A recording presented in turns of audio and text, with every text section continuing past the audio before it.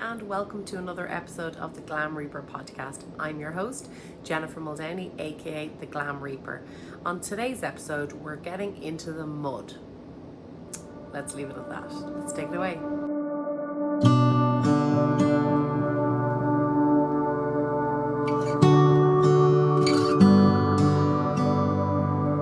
Hi everyone, and welcome to another episode of the Glam Reaper podcast. I'm your host, Jennifer Muldowney, aka the Glam Reaper. And on today's episode, we have the gorgeous, the lovely Brie, and she's going to talk to us about all things dirt. So, I'm being a bit funny with that, and you'll soon find out why. Let's take it away. Brie, welcome.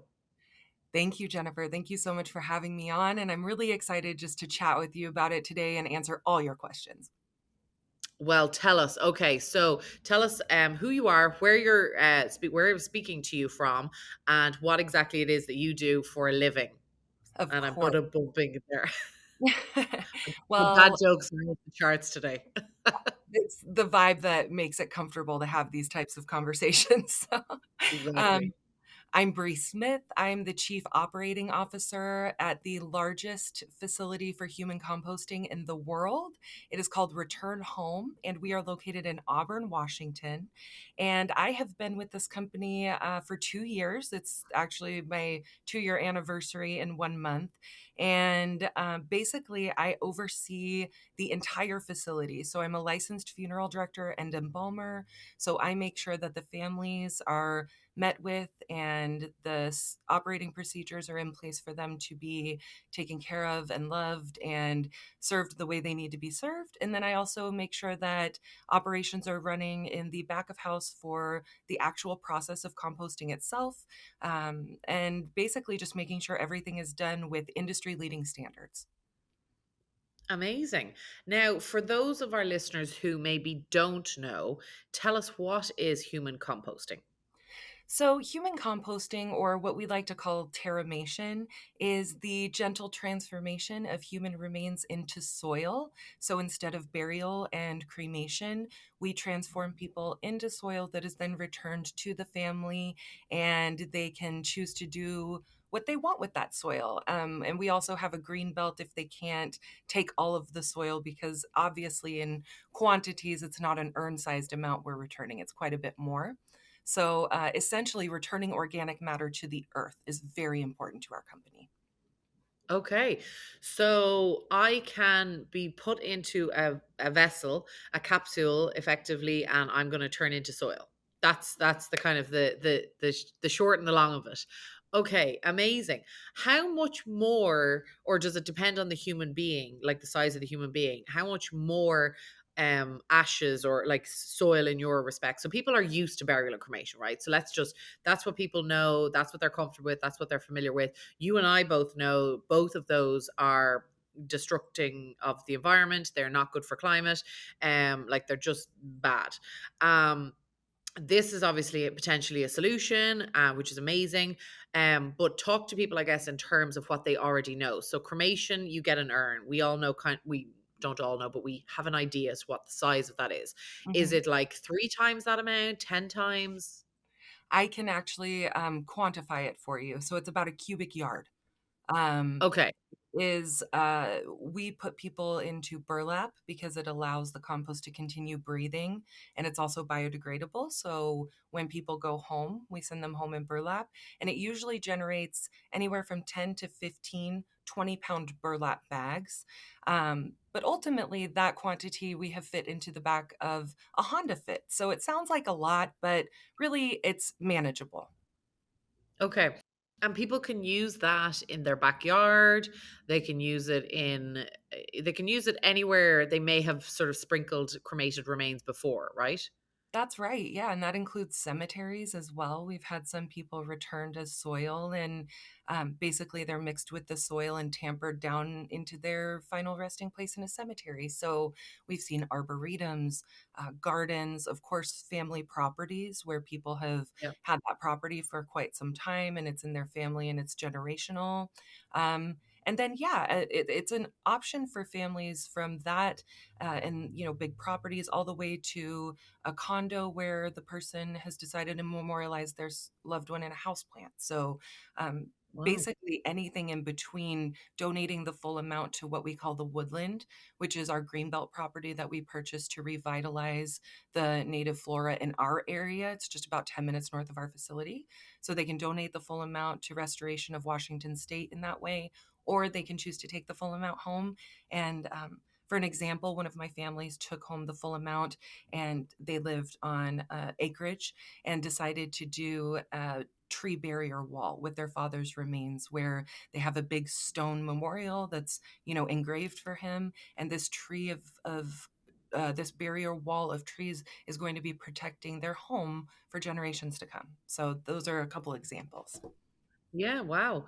And so the human body goes into a specifically designed vessel, and Right. certain things are added. And effectively, or correct me if I'm wrong, effectively it's speeding up what happens with natural burial, right? Right. So we take straw, alfalfa, and sawdust, and we have vessels that have inputs for oxygen and outputs for oxygen. So it's an aerobic process.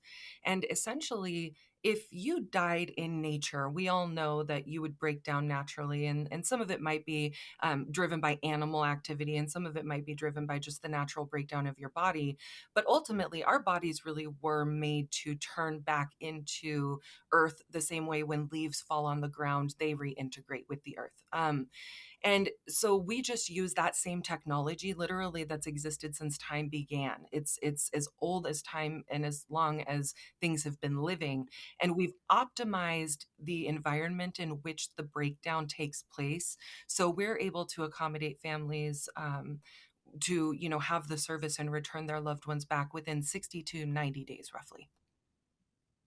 Okay, so 60 to 90 days you're in this container and then your soil. So there's different steps, of course. We have different phases of our process. The initial breakdown of the body is 30 to 60 days, and that is Okay. dependent on the build, the build of the person. Do they have a lot of fat? Are they really emaciated? What kind of case are we dealing with? And then we can kind of gauge how long they'll be in that first phase. We do the same thing like after cremation. So after that first phase, the body has transformed into soil, but the bones remain, and then anything Right. inside of the body that was inorganic. So things they tell us about like stents and screws and plates, and things they don't tell us about like silicone, we call them squishies and hards. We remove all of the inorganics from the person's compost, and then everything goes through machinery that breaks it down to become uniform. And when that happens, the bone becomes porous, and then the microbes continue to do that breakdown that they were doing inside of the vessel, but now on the bones. And that takes another 30 days to have happen. Okay, so the body goes in, and during phase one, there's certain decomposition, and then you take out sort of implants and anything like that, and they're recycled and however way they're dealt with. But you leave the bones and the squishy matter left. You leave that in there to further decompose. So the squishy would be implants like breast implants or Okay. Brazilian butt Oh, lifts or things of that I sort. thought, So at that point, there's no flesh. That has completely okay. become integrated. Okay, so the 30 days, there's no flesh. That's what I was Correct. thinking of the squishy part. I have a lot of squishy, so that's why I'm calling it squishy. So, okay. So after 30 days, there's no squishy left. There's just implants and like breast implants that are I can understand now that they're squishy, and then the harder implants, like plates and things, and then the bones. And then the Yes. bones go in and they get further decomposed. Yes. So like I said, the compost, those organics and the bones all go through not quite a cremulator, but something very similar that breaks the bone down so that it's uniform with the compost. And then after that happens, it rests for another 30 days to allow the microbial activity to kind of complete its final phase, if you will. And then at that point, people are ready to be returned home to their loved ones. Oh, okay. And so, because I know, like in your typical cremated remains, the pH balance is off of the pH balance. People think you can put a seed into cremated remains and turn it into a tree, and I'm like, no, it doesn't work like that. Now Right. I'm no scientist, so but with yours, you're taking your soil allows for that, so the pH balance has been balanced, I guess, is the. Correct. Non So nature is amazing and beautiful, and when we let it do its thing in its time, it has a way of producing something that not only will it rise in temperature so that if there were any pathogens, that does actually, I'll do a little asterisk, that prion related diseases cannot go through our process because the temperatures do not get high enough. But, you know, any other, any cancer, people ask a lot about radiation and chemotherapy, anything of that sort, because of the temperature inside of the vessel during that first phase, actually becomes inert, and the pH does balance itself out. And what happens is the state of Washington, where we're located, requires us to do really rigorous testing on the soil. So they go through and they check for things like salmonella and fecal coliform and, you know, heavy of metals course. and all these different things. And we've never not had a passing soil sample. So we know that everything that's going back to families is able to be used and is healthy to use and safe to use for sure. So for us, the state of Washington has a lot of requirements, and one of those is that everyone who goes through our process, for the first X amount and then a certain percentage after that, the soil has to be tested by a third party, and we're tested for things like pH, what you discussed, fecal coliform, salmonella, heavy metals, and we have to pass those regulations set by the state in order to return people home to their loved one. We've actually never failed a test. Still to this day, we've had amazing results with our process. And we do find that the pH ends up being right down the middle, right at about 6 or 7. So it's completely healthy to use on, you know, plant matter and in your home. And it's okay to interact with it physically. So to tangibly touch it and use it, which for us is, it's a great point of validation for us to be able to tell people that, because I think a lot of people get these preconceived notions of disease spreading, plagues, you know, things that are really, really awful when pathogens are able to run rampant. But because of the temperatures inside of the vessels in the first phase, things like, you know, COVID-19 or any pathogens that might exist within the body or chemotherapy or radiation, all of these things are going to become inert. And actually, radiation, we wouldn't put them in the vessel until the half life was gone anyway. But um, Right. the only people we're not allowed to help are those with prion related diseases because the temperature does not get high enough to kill those pathogens. And we would suggest cremation for those families or Right. maybe alkaline hydrolysis. Right. God, this it's very fascinating. Now, what about so when we're in the vessel, is there like what about methane gases? You know, because coming from Ireland, very much a farming country and stuff, and obviously, personally am very into the environment, and as much as I can, I try and absorb. It's sort of one of my pillars of in the funeral space.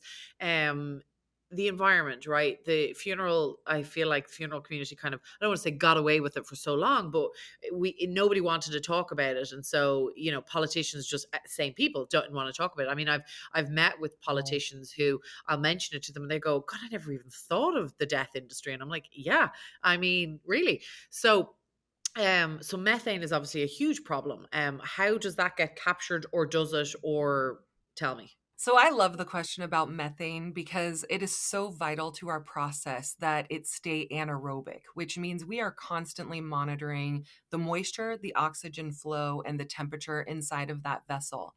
And oxygen regulates that methane problem. So as long as oxygen is moving through the vessel, we don't have methane.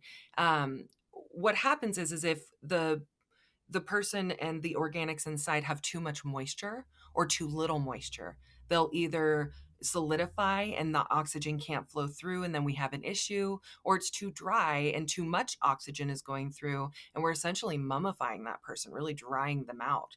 So we have optimized this science. We actually started research and development in 2019 when the law in Washington was passed to ensure that our processes when they were done on humans were completely dialed. And that's what we did. So we tested on pigs for about 2.5 years to ensure no methane. What's also amazing about our process, and our system is set up in a warehouse, but the reason for that is because we have a really intricate HVAC system. In fact, one that we probably over engineered for the service that it offers us. We learned a lot. But ultimately, that HVAC system allows for the off gassing, and then it leads to a biofilter that is full of wood chips that are coated in chicken poop. Chicken poop is nitrogen dense. And so when odorous air goes through that biofilter, those microbes in that chicken poop actually consume the odorous air. And so we are able to run a completely odorless process, both inside and outside, due to that. And that's all connected to that oxygen movement. Yeah. Wow. Honestly, I have said it for years.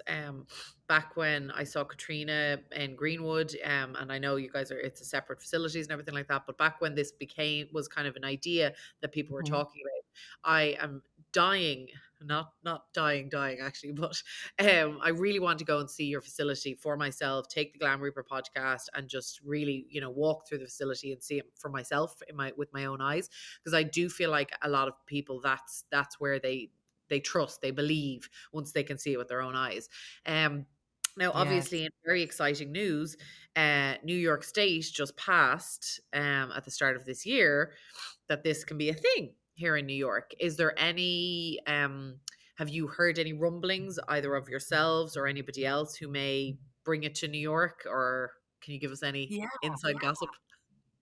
Well, I can tell you this. I know that Washington State and New York laws are very different for funeral and Yes. cemetery. So I think that the way the law was written, it might not quite be ready for what Return Home does, which is so family oriented.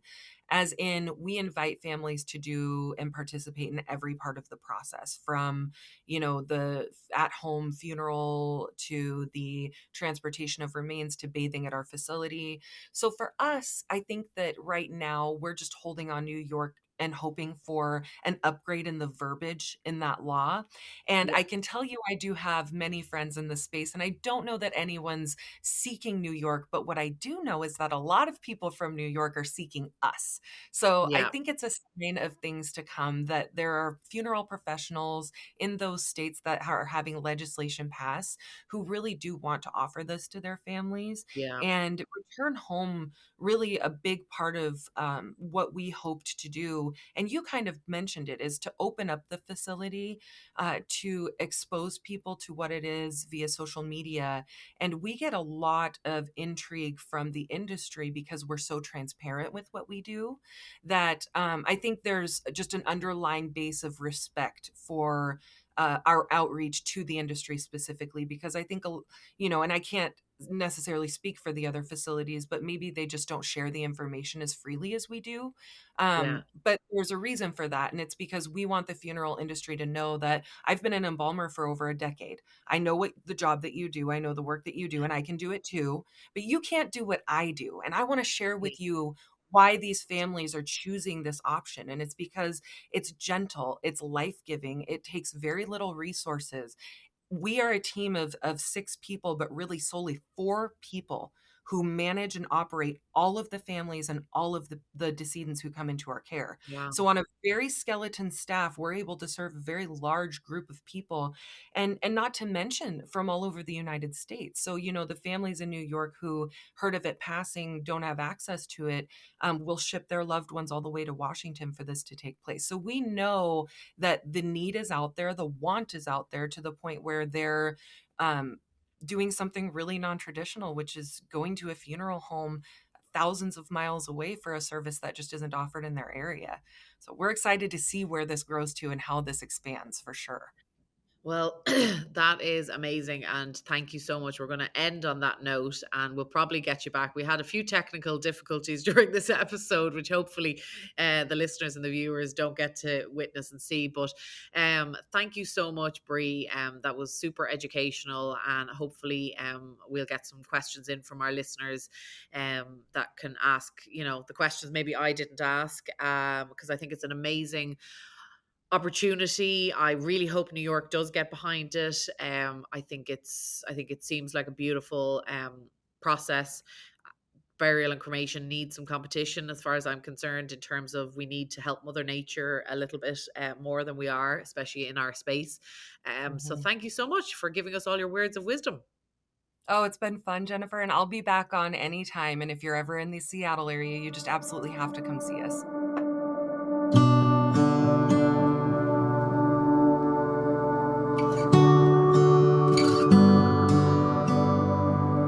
So that was another great episode of the Glam Reaper podcast. What do you think? Would you get your remains composted? Would your parents, your loved ones? Let us know your thoughts in the comments, DM us, or in general, just let us know. You can send us an email, glamreaperpodcast@gmail.com, and we look forward to hearing from you soon.